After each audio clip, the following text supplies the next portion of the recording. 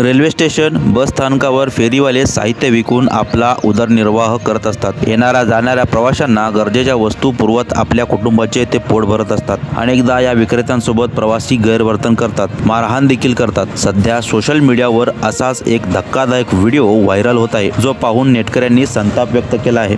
एका रेल्वे स्टेशनवर विक्रेत्याने प्रवाशाला साहित्य दिल्यानंतर तो पैसे देण्यास टाळाटाळ करतो. ट्रेन प्लॅटफॉर्मवरून सुटत असते, तरीही तो प्रवासी पैसे देत नसल्याने तरुण त्याच्याकडे पैशाची मागणी करत ट्रेन सोबत धावताना दिसत आहे. संबंधित प्रवासी डब्यात बसलेला असताना तरुण हताशपणे हाताने इशारा करत त्याला वारंवार पैसे देण्यासाठी विनंती करतो. मात्र ट्रेनमध्ये बसलेला निर्दयी प्रवासी त्याला पैसे देत नाही. आपल्या मेहनतीचे कष्टाचे पैसे मिळवण्यासाठी या तरुणाला अक्षरशः जीव धोक्यात घालून ट्रेन सोबत पळावे लागते. मात्र त्याला शेवटपर्यंत पैसे काही मिळत नाहीत. शेवटी ती ट्रेन प्लॅटफॉर्मवरून जाते आणि हताश निराश तरुण धापा टाकत उभा राहतो. काळीज पिळवटून टाकणाऱ्या या व्हिडिओने नेटकऱ्यांनाही भावुक केले आहे. तसेच ट्रेनमध्ये बसलेल्या निर्दयी प्रवाशावर संताप देखील व्यक्त केला जातोय.